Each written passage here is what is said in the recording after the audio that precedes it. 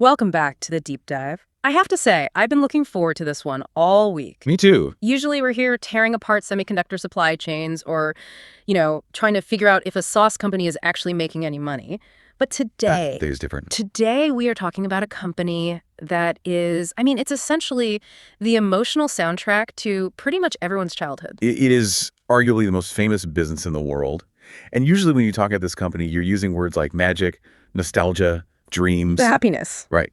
But today we are talking about cold, hard math. Exactly. We are talking about the Walt Disney Company.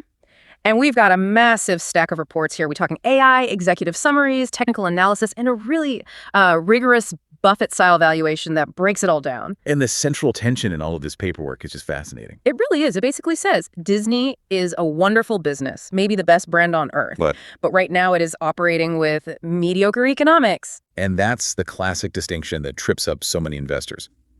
We often confuse a great company with a great stock. They are not always the same thing. Not at all. In fact, sometimes the best companies make for the most frustrating investments if you don't get the price right. Okay, so let's set the scene for everyone listening. It is Monday, February 2, 2026. The stock is trading right around $112 a share. Yep, about $112. And our mission on this deep dive is simple.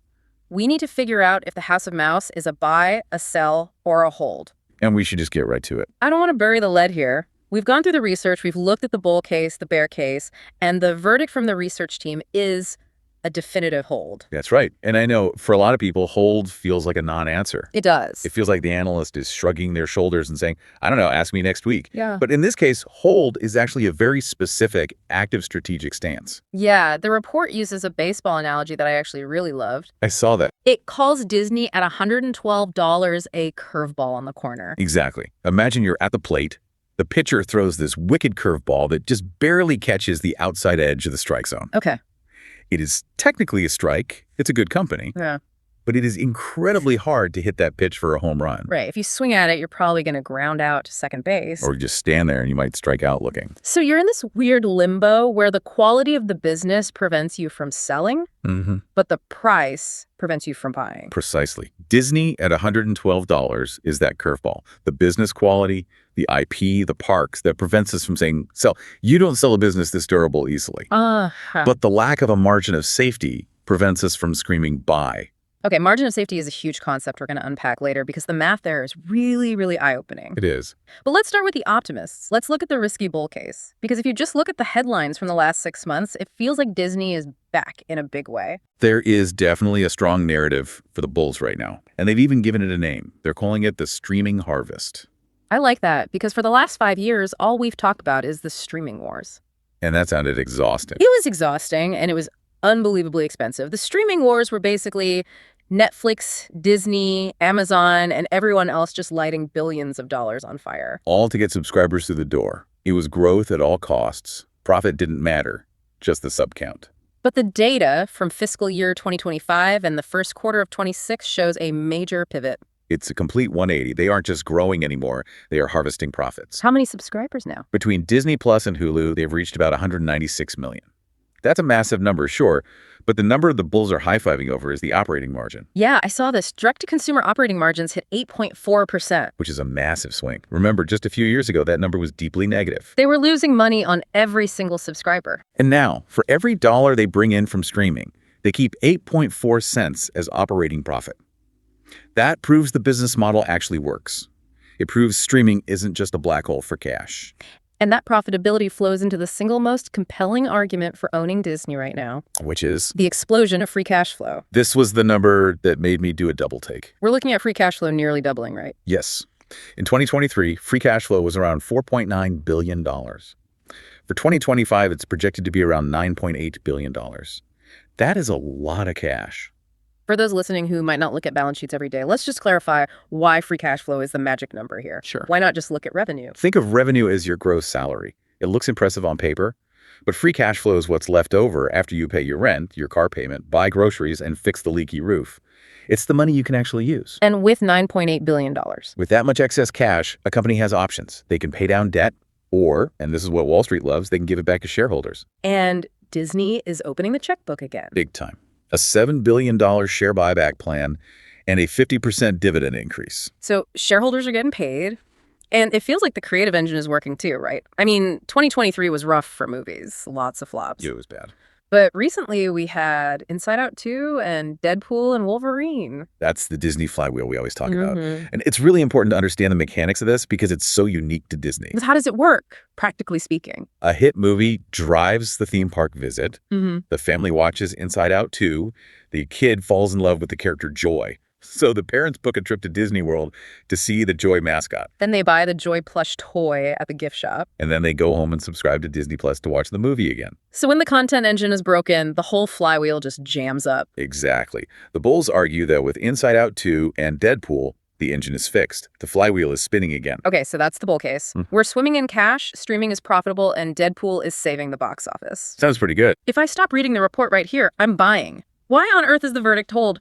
Why aren't we backing up the truck and buying every share we can afford? Because of the efficiency problem. And this is where the expert analysis really throws cold water on the party. We have to talk about return on equity, or ROE. This is one of Warren Buffett's favorite metrics. It is. Buffett generally looks for companies that can generate a return on equity of 15% or higher. And in simple terms, what does it measure? It measures how good management is at using the shareholders' money to generate profit. If I give you $1 of capital, do you give me back 15 cents of profit? Or do you give me back a penny? And where is Disney sitting right now? Disney is currently projected at 6.1%. Ouch. 6.1%. That seems incredibly low for a wonderful business. It's mediocre economics. It suggests a bloated balance sheet, mostly a hangover from buying Fox a few years ago, and just general capital inefficiency. 6 cents of profit for every dollar of equity. That's not a compounder. That's a utility company. And there's a structural problem too, right? The linear cliff. This is the elephant in the room. Traditional TV, ABC, the Disney Channel, the cable feeds for ESPN, it's dying. I can't remember the last time I plugged a coaxial cable into a TV. Exactly. Cord cutting is permanent.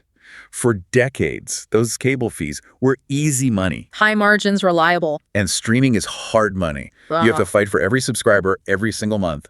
The bear case is simple math. Is the profit from streaming growing fast enough to replace the massive profit from cable that is just disappearing? It's like running on a treadmill that's slowly tilting upwards. You have to run faster just to stay in the same place. That's a perfect analogy. The research suggests that while streaming is growing, it's a real struggle to fully offset that linear cliff. And on top of that, it costs a fortune just to keep the lights on. I was reading about the capital expenditure, the CapEx. They are planning to spend $60 billion over 10 years on park expansions. 60 billion with a B. That is a massive amount of capital just to maintain their position.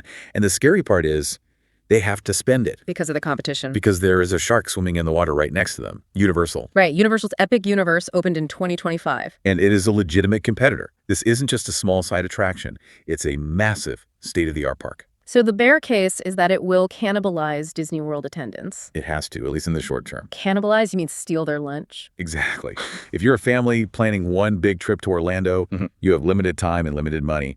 If there's a brand new, incredible Nintendo World down the road, you might skip a day at Magic Kingdom. You might spend 2 days at Universal and only 2 at Disney instead of 4. That hits Disney's bottom line directly. So we have the streaming harvest versus the turnaround trap. To settle this, we need to go to the ultimate judge. Buffett filter. The report runs Disney through 4 specific gates. Let's walk through them. Gate 1 is the circle of competence. Does Buffett understand the business? I think that's an easy pass. Disney sells happiness. It's pretty simple. It's not quantum computing or biotech. Okay, gate 2 is the moat. Does it have a durable competitive advantage? I'd say pass there too. A wide one. Marvel, Star Wars, Pixar. Parents have no choice. If your kid wants Elsa, you buy Elsa. There is no substitute. You can't buy a generic ice princess doll and expect a happy child. Not a chance. Correct. Wide moat. Okay, gate 3 is management. This one is listed as mixed in the report. Bob Iger is a legend, obviously. He stabilized the ship. But he's 74, and we're looking at a succession void in late 2026. Who takes over? That is a major risk. Uncertainty at the top is a governance discount. We don't know who the next visionary is. But the real deal breaker is gate 4. Valuation. This is where the whole deal breaks down. Okay, let's run the numbers. The stock is at about $112. Right.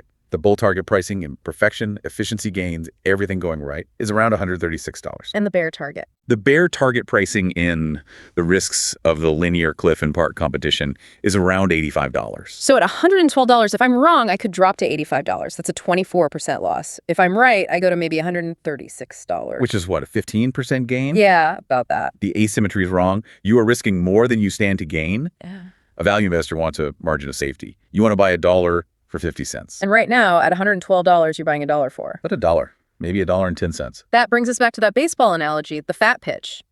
The report says we should wait for the price to drop to the $85 to $88 range. That's the sweet spot. That's the fat pitch. At $85, the math completely flips. At that price, you are basically getting the streaming business for free and just paying for the parks. That offers a true margin of safety. Until then, you're swinging at a difficult pitch. You are. Speaking of making smart moves and finding those fat pitches, before we look at the future catalysts, we have a little something to help you track market temperature. Always good to have the right tools. To track total market temperature, you can search and download the iOS app Buffett Indicator from the Apple App Store. It's designed to give you daily alerts on market valuation levels, helping you spot when things might be overheating. Full deep value research reports can be found in the description links. Remember, all this analysis is based on publicly available sources and may be subject to revisions. The content is for educational purposes only and is not investment advice. Always conduct your own due diligence before making any investment decisions. And if you want to listen to our full deep dive on this or access more advanced content, welcome to join the Deep Value Club membership or subscribe to us on deepvalues.ai. Now let's look forward. We're holding the stock, watching from the sidelines. What are the catalysts that could change the math in the next 6 to 12 months? The so what section. There are 3 big things to watch. First up is the ESPN flagship. This is huge. They are launching the standalone ESPN app. The goal is to migrate sports fans to digital to stop that linear cliff bleeding. It sounds like a really high-stakes gamble. It is. They need to price it high enough to make money, but low enough that people actually sign up. If they get this wrong, the sports profit engine, which has funded Disney for decades, could really sputter. Okay, Catalyst 2. Epic Games versus Epic Universe. We talked about the theme park, Epic Universe. But this is Epic Games, the makers of Fortnite. Right. Disney's $1.5 billion stake in Epic Games. They are building a Disney digital world inside of Fortnite. This fascinates me. It feels like the play for the next generation. Gen Alpha isn't watching cable. No, they're playing Fortnite. This is an attempt to build a theme park in the metaverse.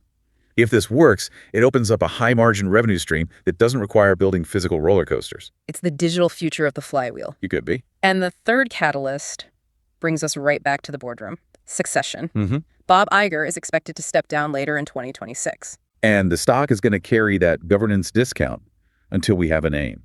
Wall Street hates uncertainty. If they announce a solid successor, someone who understands both the creative side and the capital allocation side, you could see a relief rally. The report also mentioned a specific governance action regarding voting, something about ROIC. Yes. It recommends voting against executive compensation packages that don't include ROIC, return on invested capital, as a primary metric. So basically, stop paying executives just because the stock price went up. Or because earnings grew. Pay them because they made the business more efficient. Pay them for fixing that 6.1% ROE. I love that. Hold them accountable for efficiency, not just the hype. So let's wrap this up. We've covered a lot of ground. We have. The final strategy is pretty clear. If you already own Disney, do not sell. It's a stalwart. It has irreplaceable assets. You don't dump Mickey Mouse just because he's having a slow year. Exactly. But if you are looking to buy, do not buy yet. The price is too high for the current low returns. The plan is patience. Wait for that $85 entry point or wait for proof that the return on equity can actually hit 10%. I want to leave everyone with a provocative thought from the report, something to chew on. Okay. It calls Disney cultural infrastructure. That's a powerful term. It says Disney owns the toll bridge to childhood. For decades, you had to cross that bridge. But in a world where attention is shifting to interactive platforms like Roblox and Fortnite. Is the toll bridge slowly being bypassed? That's the existential question, isn't it? It is. And that $1.5 billion bet on Epic Games suggests that even the mouse knows the old map is changing. They're trying to build a new toll booth on the digital highway before the traffic disappears. A fascinating pivot point for a legendary company. We'll be watching those DTC margins in the next earnings report to see if the plan is working. Thanks for joining us on this deep dive into Disney. Keep your eyes on the data. And we'll catch you next time.